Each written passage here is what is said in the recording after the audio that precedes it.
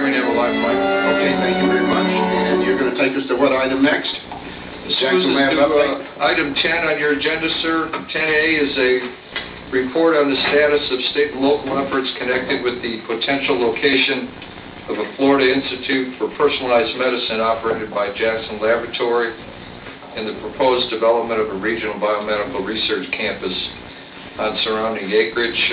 Mr. Isaacson, your Director of Corporate Financial and Management Services, will be the principal presenter, assisted by Mr. Castellanguida and myself, County Attorney.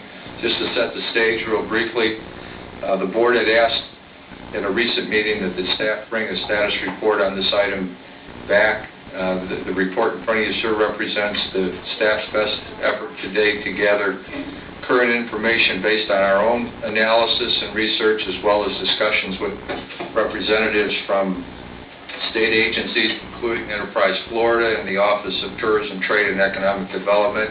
We've also had discussions, obviously, with representatives of the landowner and the Jackson Laboratories, as well as our staff at the Economic Development Council. So with that, I'll ask Mr. Isaacson to take you through the presentation. Okay.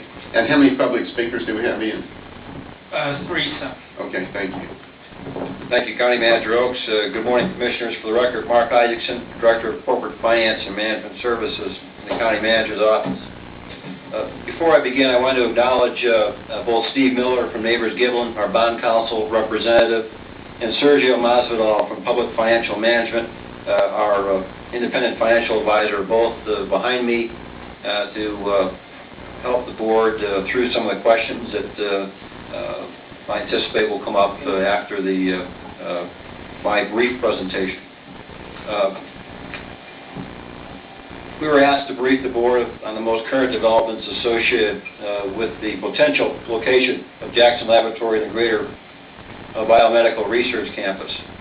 A lot of the information contained in the information we're going to provide to the board is based on conversations with state officials, conversations with our bond counsel, the county's financial advisor, our county attorney, and staff conversations.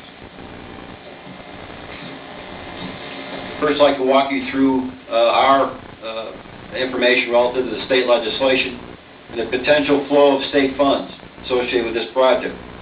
Why is that important? Because this board has indicated in the past that Collier County will not get out in front of the state in terms of financing for this particular project.